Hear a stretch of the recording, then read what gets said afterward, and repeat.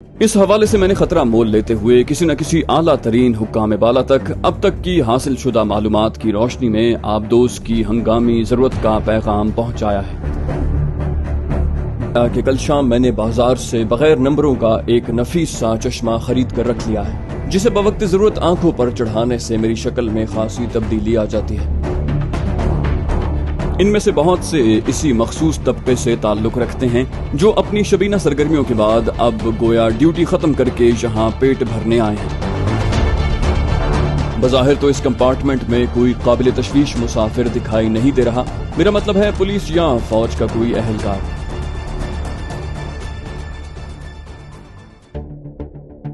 असलम के जाने के बाद मैंने हस्ब मामूल आने वाले मुश्किल मराहिल के बारे में गौर फिक्र शुरू कर दी।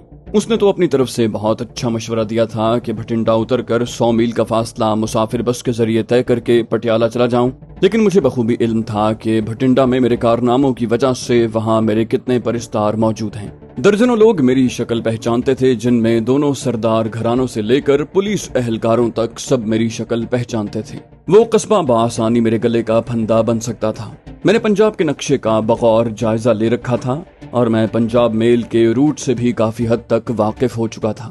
चुनाचे कुछ सोच विचार के बाद मैंने फैसला किया कि भटिंडा की बजाय वहां से लगभग 30 मील पहले मानसा रेलवे स्टेशन पर उतर जाऊंगा और बस पकड़कर पटियाला की तरफ रवाना हो जाऊंगा। हो सकता है फासला कुछ तवील हो जाए, लेकिन भटिंडा में मंडलाते खतरात के मुकाबले में ये जहमत मुझे गवारा है। इस फैसले पर पहुंचने के बाद मैंने पंजाब में अपनी नई शनाख्त के हवाले से अपने लिए जुज़वियात तय की और बाकी मामलात से हस्बे मौका और हस्बे मामला निमटने का फैसला किया।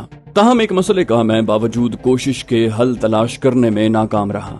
वो ये कि अगर मैं अपनी ख्वाहिश और इरादे के मुताबिक किसी न किसी तरह मिट्ठू सिंह की कैद में मौजूद तीनों कश्मीरी लड़कियों को आजाद करवाने में कामयाब हो भी गया तो उन्हें कहाँ लेकर जाऊंगा। मौजूदा सूरत हाल में वो बहरहाल हिंदुस्तानी शहरी हैं। ऐसे में पाकिस्तान ले जाने के लिए उन्हें सरहद कैसे उबूर करवाऊंगा? अगर उन्हें अनाथ आश्रम से जबरदस्ती फरार करवाऊंगा तो पुलिस भी पीछे पड़ जाएगी।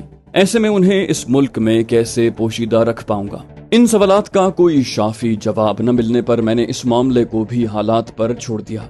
मैंने बाकी दिन घर तक महदूद रहकर गुजारने और सिर्फ खाने के लिए घर से निकलने का फैसला किया। लेकिन दूसरे दिन की शाम ही असलम एक बार फिर मेरे घर पहुंच गया। मेरी आंखों में सवाल देखकर उसने कहा, भाई इफ्तिखार साहब आपसे एक और मुलाकात करना चाहते हैं, कल सुबह तैयार रहना। मैंने कहा ठीक है। इस बार उन्होंने मुलाकात को निगरान नजरों से बचाने के लिए कौन सा अनोखा तरीका सोचा है। मेरी बात सुनकर असलम ने कहकहा लगाया, बोला, भाई वही तरीका जो दिल्ली में अख्तर साहब ने तुमसे एक मुलाकात के लिए कामयाबी से आजमाया था। कल जुम्मा है, जामे मस्जिद में उनके साथ नमाज जुम्मा अदा करें और इसी दौरान आपस में बातें कर लें। ये शहर की सबसे बड़ी और कदीम मस्जिद है, जहाँ जुम्मे के दिन पांव धरने को जगह नहीं होती। इफ्तिखार साहब अक्सर जुम्मे की नमाज वहीं अदा करते हैं और उनके निगरान 1.5-2 घंटे की छुट्टी मनाते हैं। मैंने जहन पर जोर डालते हुए कहा, याद आया, मैंने अब्बा जान के साथ वहाँ एक बार नमाज पढ़ी थी। ये तो वहीं कहीं है ना जहाँ से हमने सोने के सिक्के खरीदे थे? असलम ने इस बात में सर हिलाकर कहा, हाँ, जौहरी बाजार वहाँ से करीब ही है, तुम तैयार रहना, मैं तुम्हें लेने आऊंगा। मैंने कहा, भैया उस जगह का मेरे घर से 1.25 मील का फासला भी नहीं है, आप जहमत न करें, मैं खुद पहुंच जाऊंगा। आप मस्जिद में उनसे मुलाकात का मकाम बता दें, मैं उनसे मिल लूंगा। उसने कहा, चलो ठीक है, तुम नमाज से लगभग आधे घंटे पहले वुजू खाने से दाएं तरफ वाले बरामदे में दीवार के साथ बैठ जाना, वो वहां पहुंच जाएंगे। उसके बाद वो जैसे कहें उस पर अमल करना। मैंने कहा ठीक है, मुझे याद है वो तो बहुत बड़ी मस्जिद है, हजारों नमाजी एक साथ बारगाह इलाही में सरबसजूद हो सकते हैं। उसने मेरी तायद की, बोला, हाँ, जामे मस्जिद दिल्ली जैसी तारीखी तो नहीं, लेकिन फिर भी 150 साल से भी ज्यादा कदीम है। उसका रकबा भी कम से कम 8-10 कनाल तो जरूर होगा। अच्छा, परसों तैयार रहना, मैं तुम्हें ट्रेन पर सवार करवाने के लिए आऊंगा। मैंने उसे मना करने की कोशिश की, लेकिन वो बजिद रहा। बिलाखिर मैंने उसकी बात मान ली। उसके जाने के बाद मैं एक बार फिर पटियाला में दरपेश मुमकिन हालात के बारे में ख्यालात के घोड़े दौड़ाता रहा। अगले रोज मैंने गुस्ल करके नया जोड़ा पहना और मुकर्रर वक्त से 40 मिनट पहले ही घर से निकल गया और गुंजान आबाद गली कूचों और बाजारों में टहलता हुआ अपने अंदाजे के मुताबिक जामे मस्जिद की तरफ रवाना हुआ और हुलिये से मुसलमान दिखाई देने वाले एक दुकानदार से रहनुमाई हासिल करके बाआसानी मंजिल पर पहुंच गया। उस वक्त तक मस्जिद में ज्यादा हुजूम नहीं था। मैंने वुजू किया और दाएं तरफ वाले बरामदे में दीवार के पास बैठकर तस्बीह और दुरूद शरीफ पढ़ने लगा। لگ بھگ 15 منٹ کے بعد ایک صاحب نے میرے پاس سے گزرتے ہوئے دھیرے سے کھنکارا۔ میں بغیر دیکھے پہچان گیا۔ افتخار صاحب کے 20-25 قدم آگے بڑھنے کے بعد میں بھی اپنی جگہ سے اٹھا اور ان کے پیچھے پیچھے چلنے لگا۔ وہ پہلو کے دروازے سے نکلے اور احاطے میں آگے بڑھتے ہوئے عقبی دروازے سے باہر نکل گئے۔ میں نے دیکھا کہ سامنے سڑک پر اسلم اپنی ٹیکسی لیے کھڑا ہے۔ افتخار صاحب ٹیکسی کی عقبی نشست پر جا بیٹھے۔ میں نے بھی ان کے ساتھ والی سیٹ سنبھال لی۔ اس کے ساتھ ہی اسلم نے ٹیکسی چلا دی۔ افتخار صاحب نے گرم جوشی سے میرا خیر مقدم کیا، تاہم وہ خاصے سنجیدہ دکھائی دے رہے تھے۔ چھوٹے بھائی، شارلٹ جھیل کے کنارے گزشتہ ملاقات میں تمہاری اداسی اور مایوسی نے مجھے اتنا دکھی اور مضطرب کیا کہ میں نے فیصلہ کیا ہے کہ حکام بالا کو قائل کرنے کے لیے اپنی طرف سے کوئی کسر نہیں چھوڑوں گا۔ اس حوالے سے میں نے خطرہ مول لیتے ہوئے کسی نہ کسی اعلیٰ ترین حکام بالا تک اب تک کی حاصل شدہ معلومات کی روشنی میں آبدوز کی ہنگامی ضرورت کا پیغام پہنچایا ہے۔ یہ ایک قطعی غیر رسمی رابطہ تھا۔ خوش قسمتی سے پیغام وصول کرنے والوں نے ساری صورتحال بلا تاخیر ایڈمرل افضل رحمان خان تک پہنچا دی۔ میں نے ان سے کچھ سوال کرنے کے لیے پر امید نظروں سے ان کی طرف دیکھنے پر اکتفا کیا۔ انہوں نے بات آگے بڑھائی، بولے، ایڈمرل صاحب نے بھی ان معلومات کی اہمیت اور اس سنہری موقع سے فائدہ اٹھانے کی ضرورت کا اعتراف کیا ہے۔ ان کا کہنا ہے کہ وہ امریکہ سے کم از کم ایک جدید آبدوز بہت جلد موصول ہونے کے حوالے سے بے حد پر امید ہیں، اور یہ اطلاع موصول ہونے کے بعد وہ اس آبدوز کو جلد از جلد حاصل کرنے کے لیے اپنی کوششیں مزید تیز کر رہے ہیں۔ اب دعا ہی کی جا سکتی ہے کہ سال کے آخری مہینے سے پہلے وہ آبدوز ہمیں مل جائے۔ افتخار صاحب نے جو کچھ بتایا اسے میں دل کے بہلانے کی ایک کوشش سے زیادہ کیا سمجھتا۔ انہیں خود بھی اس کا اندازہ تھا، چنانچہ انہوں نے موضوع بدلتے ہوئے کہا، اور یار، تم نے پٹیالہ میں جو کچھ کرنے کے ارادے بتائے ہیں وہ ہیں تو قابل عمل لیکن خطرناک بھی ہیں، جبکہ تمہیں اپنے منصوبے کو عملی جامہ پہنانے کے لیے کافی رقم کی ضرورت بھی پڑ سکتی ہے، لہٰذا تم یہ اپنے پاس رکھو۔ مجھے ان کے ہاتھوں میں بڑے نوٹوں کی ایک موٹی سی گڈی نظر آئی۔ اس مہم کے اخراجات کے نام پر مجھے وہ بھاری رقم قبول کرنا پڑی۔ اسلم نے انہیں پٹیالہ میں منائے جانے والے سکھوں کے مذہبی تہوار کے بارے میں بتایا تو حسب توقع انہوں نے بھی اسے عمدہ موقع قرار دیا۔ البتہ بطور سکھ میری شناخت کے حوالے سے تذبذب ظاہر کیا اور بہت سے سوال کرنے کے بعد کچھ مطمئن ہوئے۔ تاہم انہوں نے مجھے حد درجے احتیاط سے کام لینے کی ہدایت کی۔ اچانک انہوں نے وہ سوال پوچھ لیا جس نے مجھے مسلسل بے کل کر رکھا تھا۔ بولے، بھیا، تم جو کچھ کرنا چاہتے ہو اللہ کرے اس میں تمہیں مکمل کامیابی مل جائے، لیکن یہ تو بتاؤ کہ ان بچیوں کو آزاد کروانے کے بعد تم انہیں کہاں لے کر جاؤ گے؟ کوئی محفوظ پناہ گاہ ہے تمہارے ذہن میں؟ میں نے مردہ لہجے میں کہا، جناب فی الحال تو میں کچھ نہیں کہہ سکتا، شاید اللہ تعالیٰ کوئی راہ سجھا دے۔ افتخار صاحب نے میری بات غور سے سنی اور پھر کچھ سوچ کر کہا، یہ واقعی پیچیدہ مسئلہ ہے۔ میرے ذہن میں ایک تجویز ہے، لیکن اس پر عمل اسی وقت ممکن ہے جب ان بچیوں کے اصل وطن کا پتہ لگ سکے۔ اچھا یہ بتاؤ، کیا تمہارے اس کشمیری دوست سے رابطے کی کوئی صورت ہے جس کے ساتھ تم دلی اور پنجاب میں مارتے رہے ہو؟ میں نے چونک کر کہا، ظہیر شیخ۔ اس نے ملیر کوٹلہ کے ایک مسافر خانے کے مالک کے توسط سے رابطے کا کہا تھا، لیکن یقین سے کہنا ممکن نہیں کہ اسے کتنے عرصے کے بعد وہاں جانے کا موقع ملتا ہوگا۔ وہ بیچارہ تو خود ایک مفرور کی زندگی گزار رہا ہے۔ آخری بار وہ اسلحے کی کھیپ کشتواڑ لے جانے کے لیے روانہ ہوا تھا، اللہ جانے وہ اپنی منزل پر پہنچ پایا ہوگا یا نہیں۔ افتخار صاحب نے کہا، پھر بھی کچھ نہ کچھ امید تو ہے۔ ایسا کریں، آپ پٹیالہ جا کر پہلے اپنے لیے کوئی ٹھکانہ ڈھونڈیں، اس کے بعد ملیر کوٹلہ جا کر مسافر خانے کے مالک کو پیغام دیں کہ اگر ظہیر ان سے رابطہ کرے تو اسے فوراً پٹیالہ میں آپ سے رابطہ کرنے کو کہیں۔ اس کے بعد پٹیالہ واپس آ کر اپنی مہم پر لگ جائیں۔ اگر ظہیر شیخ سے تمہارا رابطہ ہو جائے تو ان بچیوں کو ان کے بچے کچے اہل خانہ تک پہنچانے کا کوئی راستہ نکل سکتا ہے۔ وہ اس حوالے سے مجھے جزیات سمجھاتے رہے۔ بالآخر میں نے ان کی تجویز پر عمل کرنے کی حامی بھر لی۔ انہوں نے مجھے مشورہ دیا کہ کوئی ہنگامی صورتحال درپیش ہونے پر میں دلی جا کر اختر خان صاحب سے رابطہ کر سکتا ہوں۔ میں نے ان کے مشورے پر عمل کرنے کا وعدہ کیا۔ ان کی ہدایت پر اسلم نے ہمیں ایک بار پھر جامع مسجد کے عقبی دروازے پر لے جا کر اتار دیا۔ ہم دونوں انجان بن کر مسجد میں داخل ہوئے اور جمعے کی نماز ادا کر کے اپنے اپنے ٹھکانوں پر پہنچ گئے۔ جس روز مجھے پنجاب میل کے ذریعے روانہ ہونا تھا، اسلم صبح ٹھیک 6 بجے میرے گھر کے دروازے پر موجود تھا۔ بولا، سب بوریا بسترا سمیٹ رکھا ہے نا بھیا؟ میں نے کہا، اتنی صبح سویرے آنے کی زحمت کیوں کی بھائی؟ ٹرین روانہ ہونے کا وقت 7:45 بجے ہے اور بمبئی سینٹرل ریلوے اسٹیشن یہاں سے بمشکل 1.5-2 میل کے فاصلے پر ہے۔ اس نے عجیب پھیکی سی مسکراہٹ کے ساتھ کہا، تمہیں ریلوے اسٹیشن پہنچانے سے پہلے ناشتہ بھی تو کروانا ہے بھیا۔ क्या भूखे हमारे शहर से जाओगे? इसी बहाने कुछ वक्त तुम्हारे साथ गुजारने का मौका मिल जाएगा। खुदा जाने जिंदगी में कभी दोबारा मुलाकात हो सकेगी या नहीं।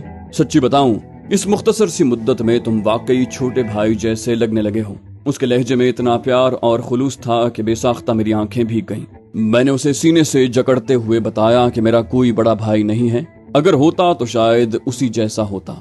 असलम मुझे टैक्सी में बिठाकर भिंडी बाजार ही के इलाके में मेरे ठिकाने से लगभग 2 फरलांग के फासले पर वाक़े नूरे मोहम्मदी रेस्टोरेंट ले गया, जो मैंने इससे पहले कभी नहीं देखा था। अभी कोई 7 बजे का वक्त होगा, लेकिन ओस से भीगी नीम तारीख सर्दियों की सुबह होने के बावजूद न सिर्फ वो तुआम खाना खुला हुआ था, बल्कि दर्जनों ग्राहक भी गर्मा गर्म नाश्ते से पेट भरने में मशगूल दिखाई दिए।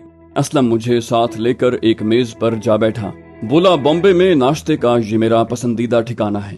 यहाँ से टैंकी फुल करके निकलता हूँ, फिर अक्सर शाम को ही भूख लगती है। यहाँ की नल्ली निहारी और देसी घी में फ्राई की गई दाल की पूरे बॉम्बे में धूम है। बहुत खासुल खास मसाले इस्तेमाल करते हैं ये लोग। मैंने कहा, अजीब बात है, इतनी सुबह खुल जाता है ये रेस्टोरेंट? मेरी बात सुनकर उसने कहा लगाया। बोला, यही तो नूरे मोहम्मदी होटल की खास बात है। सर्दी हो या गर्मी, आंधी हो या तूफान, ठीक 6 बजे यहाँ नाश्ता तैयार मिलेगा और रात 1:30 बजे बंद होने तक यहाँ अच्छे खाने के शौकीनों का तांता बंधा रहता है। यहाँ के चटपटे कबाब भी अपनी मिसाल आप होते हैं। असलम ने नाश्ते का ऑर्डर दिया और धीमे लहजे में मुखातिब हुआ। ये इलाका मोहम्मद अली रोड कहलाता है। ये बॉम्बे में 2 नंबर धंधे करने वालों और गुंडे मवालियों का मरकज है। शाम से रात तक यहाँ खतरनाक मुजरिमों की रेल पेल होती है। असलम की बात सुनकर मैंने इर्द गिर्द नाश्ते में मशगूल अफराद को गौर से देखा तो उनमें कई इंतहाई खुरदरे नकूश और कड़े तेवरों वाले चेहरे दिखाई दिए।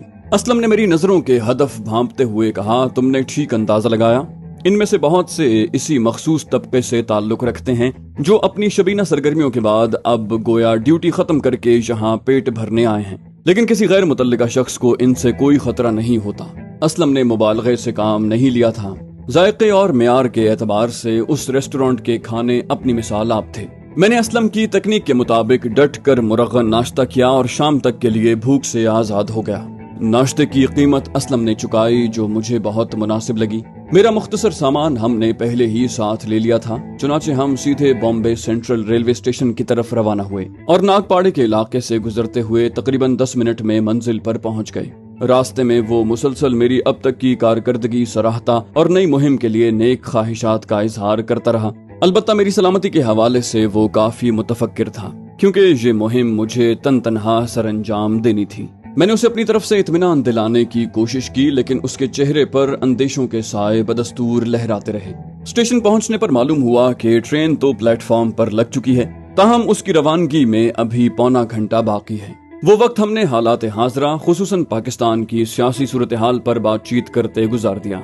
इस दौरान असलम की बातों से जाहिर हुआ कि वो पाकिस्तान के ताज़ा तरीन हालात से वाकिफ रहता है। उसने सदर अयूब के इक़्तिदार संभालने के बाद से मुल्क की इक़्तिसादी सूरत हाल में बतदरीज बेहतरी पर इत्मीनान का इजहार किया, ताहम वो मुल्क में सियासत और जमहूरियत को पस मंजर में धकेल दिए जाने पर मुस्तरिब था। उसने दबे लफ्जों में मोहतरमा फातिमा जिन्ना समेत पाकिस्तान के क़याम में पेश पेश बचे कुचे कौमी रहनुमाओं से अयूब हुकूमत के नामुनासिब सलूक पर मायूसी का इजहार भी किया। मैंने उसका जहन इस तकलीफ दे मौजू से हटाने के लिए बताया कि कल शाम मैंने बाजार से बगैर नंबरों का एक नफीस सा चश्मा खरीद कर रख लिया है, जिसे बवक्त जरूरत आंखों पर चढ़ाने से मेरी शक्ल में खासी तब्दीली आ जाती है। मैंने एक मोटा सा ऊनी टोपा भी खरीदा है, जो सर के साथ साथ गुद्दी, गर्दन और ठोड़ी को भी ढांप लेता है, जबकि बवक्त जरूरत उसका निचला हिस्सा खींचकर मुंह भी छुपाया जा सकता है। जबकि जैकेट, ऊनी मफलर और चादर तो पहले ही मेरे ज़ेरे इस्तेमाल थे। सर्दी के मौसम में शनाख्त छुपाने के ये बासहूलत तरीके मुझे बहुत गनीमत लगते थे। असलम ने मेरी इन एहतियाती तदाबीर को सराहा और साथ ही अपनी शनाख्त बदलने के कुछ और सादा तरीकों से मुझे आगाह किया। इतने दिनों तक बार बार मुलाकातों और उस दिन समेत कई मर्तबा तफसीली गुफ्तगू के बावजूद उसने अपनी जाती जिंदगी या पेशावराना जिम्मेदारियों के बारे में मुझसे कोई बात नहीं की थी। चुनाचे मैंने भी कुरेदना जरूरी न समझा। अलबत्ता मैंने उसे अपने बारे में तकरीबन सब कुछ बता दिया था, क्योंकि मेरे नजदीक मेरी जिंदगी में कोई राज रखने के काबिल बात थी ही नहीं। बिलाखिर पंजाब मेल की रवानगी का वक्त करीब आ गया। असलम ने मुझे मेरी नशिस्त तक पहुंचाया। उसकी फराहम करदा इत्तला के ऐन मुताबिक ट्रेन में सवार मुसाफिरों की बहुत बड़ी तादाद सिख यात्रियों पर मुश्तमिल थी। میرے کیبن میں بھی میرے علاوہ تمام مسافر ایک ہی سکھ خاندان سے تعلق رکھتے تھے، جنہوں نے ایک چھڑے بندے کی گستاخانہ گھس بیٹھ پر کافی ناک بھون چڑھائی۔ یہ صورتحال دیکھ کر اسلم نے تشویش کا اظہار کیا، لیکن میں نے اطمینان دلایا کہ میں مناسب حکمت عملی اپنا کر صورتحال سنبھال لوں گا۔ اس دوران وہ گہری نظروں سے ٹرین کے ڈبے میں موجود مسافروں کا جائزہ لے رہا تھا۔ اس نے مجھے ایک طرف لے جا کر کہا، بظاہر تو اس کمپارٹمنٹ میں کوئی قابل تشویش مسافر دکھائی نہیں دے رہا، میرا مطلب ہے پولیس یا فوج کا کوئی اہلکار، مگر باقی سفر کے دوران تمہیں خود محتاط رہنا ہوگا۔ ہم سفروں سے گفتگو کے دوران کیا احتیاطیں برتنی ہیں یہ تو تم بخوبی سمجھتے ہو۔ اسلم تیسری وسل کے بعد ٹرین کے رینگنے پر مجھ سے گرم جوشی سے گلے مل کر رخصت ہوا۔